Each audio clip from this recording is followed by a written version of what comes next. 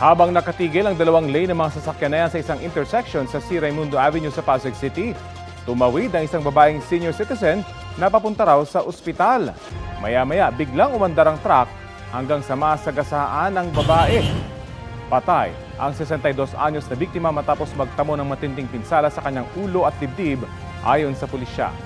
Paliwanag ng driver, hindi niya napansin ang babae. Tumanggi makipag-areglo ang pamilya ng biktima na maghahain ng reklamo laban sa truck driver. Nakauwi na sa Pilipinas ang ikalawang batch ng mga Pinoy na ginawang scammer sa Myanmar. Ayon sa Interagency Council Against Trafficking, may tuturing sila mga biktima ng human trafficking at hindi nakakasuhan sa bansa. Ang mainit na balita hatid ni Bam Alegre. Alas 6 ng umaga na makalapag ang 176 na balikbayan sa kayang chartered flight mula Bangkok, Thailand. Unang binigyan ng pansin ng mga may medical case o kaya mga buntis. Sinalubong din sila ng mga social worker mula sa DSWD, pati na rin ng mga kawani ng Department of Migrant Workers. Isa sa mga pinroseso ang biktimang si Karen, hindi niya tunay na pangalan. 35,000 pesos daw kada buwan ang pinangako sa kanya ng mga scammer pero 10,000 pesos lang ang binabayad sa kanya. Bukod pa rito sa pagmamalupit na nararanasan niya pag di nakakamit ang kota sa online scam. Pinapag-pumping po kami ng 50 pataas. Tapos iba po yung punishment sa ibang level. Tapos yung overtime pa. Nahikayat lang din siya ng kaibigan niya at kung saan-saan daw siya pinadaan, kabilang ang Zamboanga at Thailand bago makarating sa Myanmar. Kaya ayon sa Interagency Council, biktima silang itinuturing kahit na krimen ang aktibidad nilang scam doon. Scam compound yan, ha? Alalahanin na natin, yung pinakatrabaho nila dyan ay nangluloko sila ng may ibang tao. At under ordinary circumstances, krimen yan. Pero dahil nga non-punishment principle, hindi sila tinuturing na kriminal. Pagdating dito sa Pilipinas, ganun pa rin, no? Sila ay tinuturing natin biktima ng human trafficking. Bibigyan sila ng financial at legal assistance upang makapagsimula muli sa kanilang kabuhayan. Pinaigting na raw ng pamahalaan ng investigasyon kung paano patuloy na may nare-recruit ng mga Pilipino. Ang Bureau of Immigration ni-relieve sa pwesto ang 7 tauhan nila na sangkot daw sa pag-facilitate ng mga backdoor na biyahe. We received information yesterday, a report, that meron daw pong nag-facilitate ng pag-alis ng ibang mga biktima po na kaka-repatriate lang po natin. So immediately po, we relieved those people of their duties. I think mga 7 po sila. And we issued show cause orders. And we are recommending that they be preventively suspended by the Department of Justice. Babala pa rin ng pamahalaan na huwag maakit o magpahikayat sa mga job offers sa social media sa ibang bansa na too good to be true o kaya'y walang employment visa. Bam Alegre, nagbabalita para sa GMA Integrated News. Ito ang GMA Regional TV News. Mainit na balita mula sa Luzon, hatid ng GMA Regional TV. Huli kampo ang pananalisi ng isang lalaki sa isang karinderya sa San Jacinto, Pangasinan. Chris, anong nakuha ng suspect? Connie, nanakaw ng suspect ang cellphone ng tindera ng karinderya. Sa CCTV, huli cam ang pag-order ng suspect. Pag-alis ng tindera, dali-daling kinuha ng lalaki ang cellphone na nasa mesa at saka umalis. Ayon sa tindera, kumuha lang siya ng yelo. At pagbalik niya, wala na ang lalaki na umalis sakay ng motorsiklo. Tinutugis na ng pulisya ang suspect. Dead on the spot naman ang isang lalaki matapos na bumangga ang minamaneho niyang tricycle sa barikada ng tulay sa Paway, Ilocos Norte. Batay sa investigasyon, nag-overshoot ang biktima sa pakurbang bahagi ng kalsada. Sabi ng isang saksi, mabilis ang patakbo ng biktima na umani nakainom. Sa lakas ng impact, nahulog sa ilog ang biktima at tumama ang ulo sa malaking bato. Walang pahayag ang pamilya ng biktima.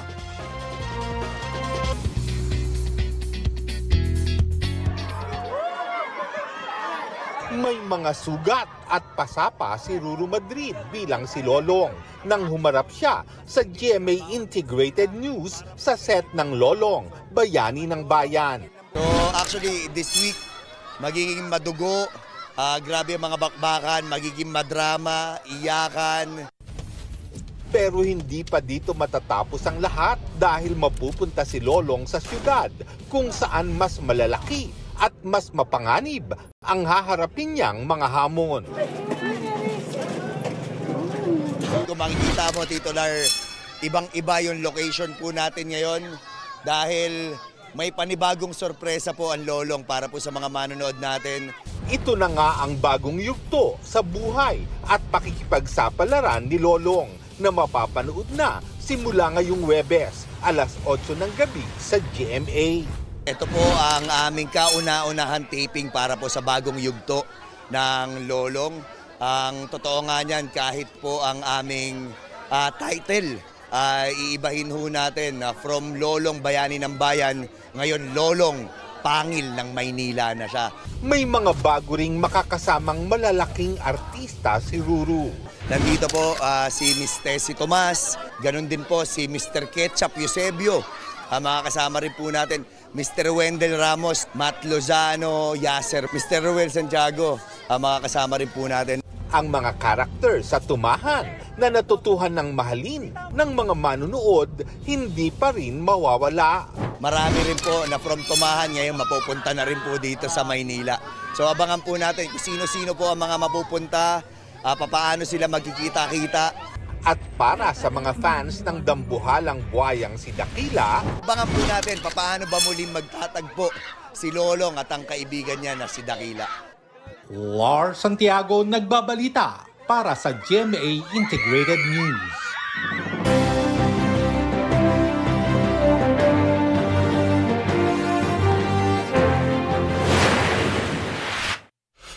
Si Benher Abalos nangakong tututukan ang pondong pangkalusugan. Siguradong trabaho para sa K-12 graduates ang itinutulak ni Bam Aquino. Si Senator Pia Cayetano hinikayat ang mga estudyante na paghanda ng kanilang career. Si Angelo de Alban sinuyod ang palengke at bus terminal ng Valencia City, Bukidnon. Dagdag benepisyo naman para sa mga senior citizen ang idiniin ni Senator Bongo. Si Senator Lito Lapid idiniin ang pagpapaigting ng seguridad sa mga tourist spot. Mababang singil sa kuryente ang isa sa naistutukan ni Rodante Marcoleta. Pagpapabuti sa lagay ng edukasyon sa BARM ang inilatag ni Manny Pacquiao. Nag-courtesy call si Kiko Pangilinan sa alkalde ng Malolos, Bulacan. Si Ariel Querubin binisita ang ilang pamilyang apektado ng sunog sa Quezon City. Ang kinatawan ni Apollo Kibuloy sinabing peace and order ang kanyang naistutukan. Patuloy naming sinusundan ang kampanya ng mga tumatakbong senador sa eleksyon 2025. Rafi Tima nagbabalita para sa GMA Integrated News. The International Criminal Court is now in session. Rodrigo Roa Duterte.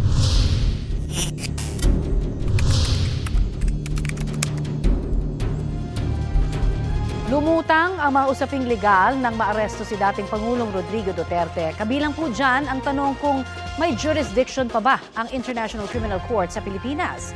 Sinagot po yan ng ICC sa eksklusibong panayam ng GMA Integrated News. At live mula sa The Hague, Netherlands, may ulat on the spot si Mariz Umali. Mariz! Connie, sa akin ngang eksklusibong panayam kay ICC spokesperson Dr. Fadi L. Abdallah, giniit niya na walang epekto ang pagkalas ng Pilipinas sa Rome Statute sa kanilang jurisdiksyon sa mga krimeng nangyari noong state party pa ang Pilipinas ng ICC. Kung meron naman daw question sa pag-aresto sa dating Pangulo, maaari raw itong idulog ng kanyang defense team sa korte. Iba-iba ang opinyon ng mga eksperto kung tama nga bang isinuko sa International Criminal Court si dating Pangulong Rodrigo Duterte para sa kasong crimes against humanity. Sa aking eksklusibong panayam sa International Criminal Court, giit ni ICC spokesperson Dr. Fadi L. Abdallah na mayroon silang jurisdiction sa mga krimeng nangyari noong miyembro pa ang Pilipinas ng ICC. So the court's jurisprudence has already indicated that the ICC retains jurisdiction even after the withdrawal of a state, but only for the crimes that are allegedly were committed during the period when the state was a state party to the ICC Rome Statute. A withdrawal does not affect these obligations and this jurisdiction of the ICC. It only affects the future. Kung may question man daw sa paraan ng pag-aresto ay maaari naman daw itong idulog ng depensa sa korte. I can simply say if there is any challenge to the lawfulness and legality of the arrest, it can be submitted to the judges and then judges will decide on that. Bawat suspect ay maaaring magpetisyon sa ICC para sa interim release, pero may mga kondisyon daw na dapat matupad para ipagkaloob ito kung sakali ng korte.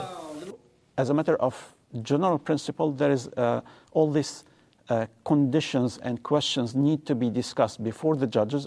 The technical measures and conditions have to be decided on a case-by-case basis by the judges and have to be accepted by a certain state for it to be ordered by the judges. Nangyari na raw sa nakaraang mga kaso na pinagkalooban ng interim release ang inaakusahan, pero depende raw ito sa sitwasyon at sa mga hukom. Nagpapasalamat naman ang ICC sa Pilipinas dahil pinatunayan itong umiiral ang International Accountability Mechanism sa bansa nang tumugon nito sa diffusion request ng ICC. Isinantabi naman ng ICC ang ginawang pag-spam o pagtutroll umano maging sa judges page ng ICC. We understand that you want to remain focused in your work, but even the spamming of the ICC judges pages does not alarm you at all. We are all focused on only one thing, which is delivering justice in the best conditions for the victims and to ensure that truth is revealed about the guilt or innocence of any person who is accused. There are benches for the guests of the, for example... Connie, nilinaw na din ni Dr. Fadi L. Abdallah na hindi makakaapekto sa desisyon ng mga hukom ang mga hakbang na gagawin ng mga taga-suporta ni dating Pangulong Rodrigo Duterte. Makakapag-desisyon lang daw kasi ang hukom base doon sa mga ipipresentang ebidensya sa korte. At yan ang pinakasariwang balita mula pa rin dito sa The Hague, Netherlands. Balik sa iyo, Connie. Maraming salamat, Mariz Umali. Mapapanood po ang buong exclusive interview kay ICC spokesperson Dr. Fadi L. Abdallah mamayang gabi sa 24 oras. Itinanggi ng China na humiling ng asylum sa kanila si dating Pangulong Rodrigo Duterte o ang kanyang pamilya. Sabi ng Chinese Foreign Ministry, bumisita si dating Pangulong Duterte sa Hong Kong para raw sa isang pribadong bakasyon.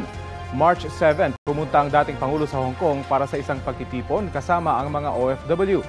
Noong araw ding yon, inilabas ng International Criminal Court Pre-Trial Chamber 1 ang arrest warrant laban sa kanya. March 11, inaresto siya matapos umuwi mula Hong Kong at saka dinala sa The Hague, Netherlands. March 11 din ang itanggi ng anak ng dating Pangulo na si Vice President Sara Duterte na humiling ng asylum sa China ang kanyang ama.